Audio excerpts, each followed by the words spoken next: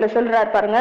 பின்பு இயேசு 100க்கு அதிபதியை நோக்கி, நீ போகலாம், நீ விசுவாசித்தபடியே உனக்கு ஆக கடவது என்றார். அந்த நாழிகையிலே அவன் வேலைக்காரன் சொஸ்தமானான். அவர் அவனுடைய விசுவாசத்தை குறித்து மற்றவர்களிடத்துல சொல்லி பாராட்டினது மட்டுமல்ல, அவனுடைய விசுவாசத்திற்கு அவர் அந்த கிஃப்டையும் கொடுக்கிறாரு. அவன் கேட்டபடியே உனக்கு ஆக கடவுதுன்னு சொல்றாரு.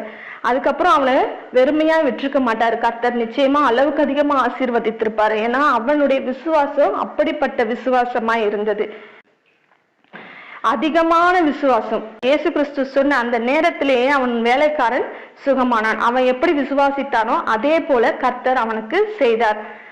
ஆபிரகாம் எப்படி தேவனுடைய வார்த்தையை விசுவாசித்தானோ அதே போல 100க்கு அதிபதியும் விசுவாசிக்கிறான். அவருடைய வார்த்தையில வல்லமை உண்டு, அவருடைய வார்த்தையில அதிகாரம் உண்டு என்று சந்தேகப்படாமல் முழு நிச்சயமாய் நம்புகிறார்கள். அதனாலதான் தேவன் அவர்களை பாராட்டுகிறார்.